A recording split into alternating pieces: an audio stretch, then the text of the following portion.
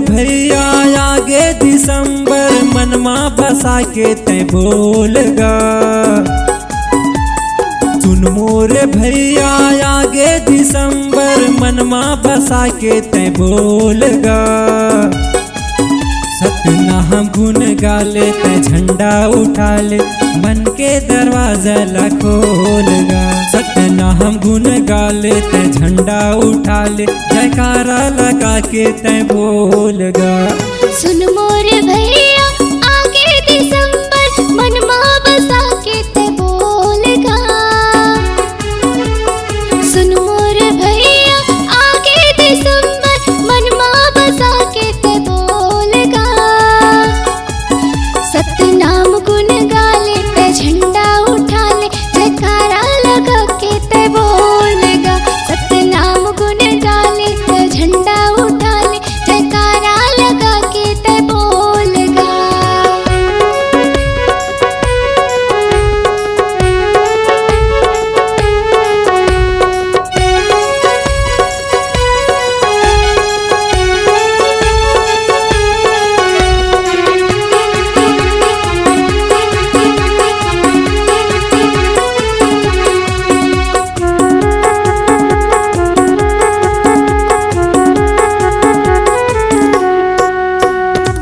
मोर दीदी वो सुन मोर भैया बाबा लगा ही जी पार तोरे नैया।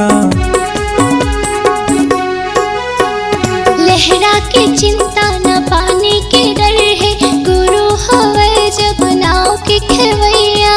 मोर भैया गिरद नगरिया मनमा बसा के तय बोलगा। सतना हम गुन गाले तय झंडा उठा ले मन के दरवाजा ला खोलगा। सतना हम गुन गाले तय झंडा उठा ले जयकारा लगा के तय बोलगा।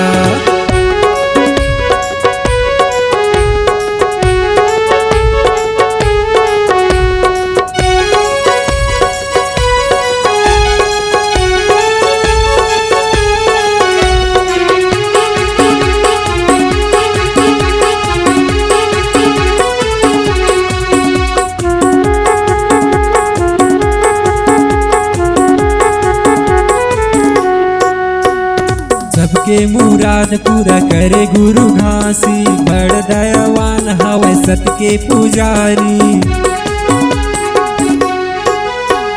सत के जपैया हमर गुरु घासी अमृत रूपी है जे गुरु के वाणी।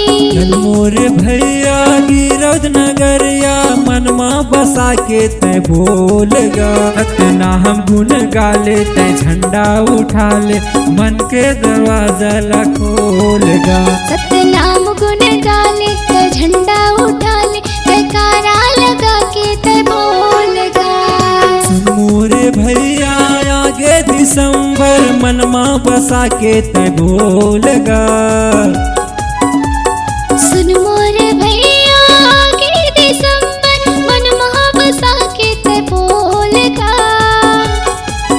सतना हम गुन गाले तय झंडा उठा ले मन के दरवाजा ला खोलगा। सतनाम गुन गाले तय झंडा उठा ले मन के दरवाजा ला खोलना। सतना हम गुन गाले तय झंडा उठा ले मन के दरवाजा ला खोलगा। सतनाम गुन गाले तय झंडा उठा ले मन के दरवाजा ला खोलना।